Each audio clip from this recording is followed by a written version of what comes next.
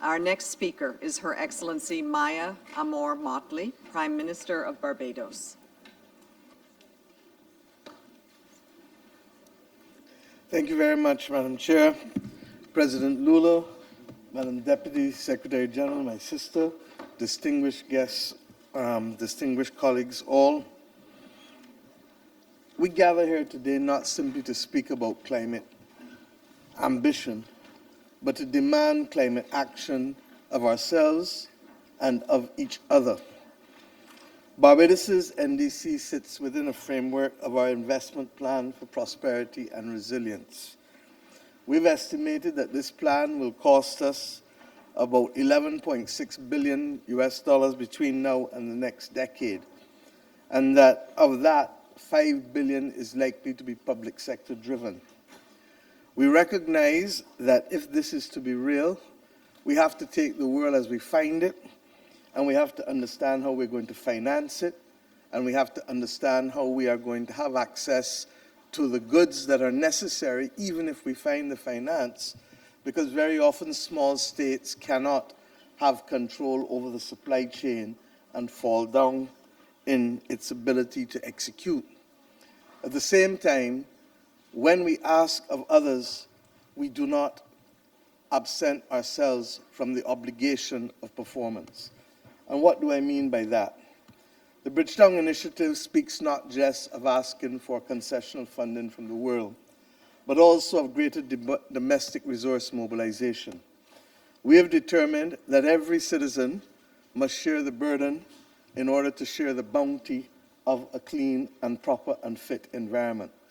We ask our citizens as employees to be able, and as self-employed, to contribute 0.25% of all their wages and earnings.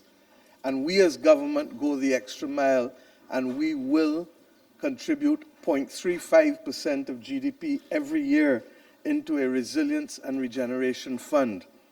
We continue to try to innovate, because in the world where we are not winning the battle of longer capital and cheaper capital, we need therefore to innovate. And whether it is debt swaps or whether it is natural disaster clauses, which the market has just shown it will accept, when we issued $500 million bond 2 months ago, we need to be able to use all of these instruments to ensure that the NDCs don't just become an archival document, but a lived reality for our people. At the same time, we need to recognize that if we are going to reduce emissions, and I say this to you, President Lula, as we go into COP, we had a voluntary agreement on methane out of Dubai. That is not enough. We need a legally binding global agreement for methane reduction. The fossil fuel industry is not the enemy. It is the emissions.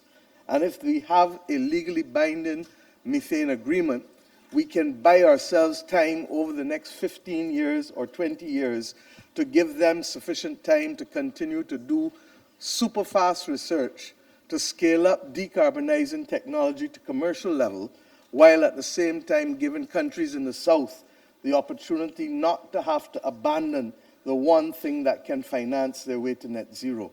This makes sense for the oil and gas people. It makes sense for the planet. It makes sense for the farmers. It makes sense for the planet. And quite frankly, we cannot continue as if things are still the same. If we want the NDCs to be appropriately applied, we have to find a way to buy time.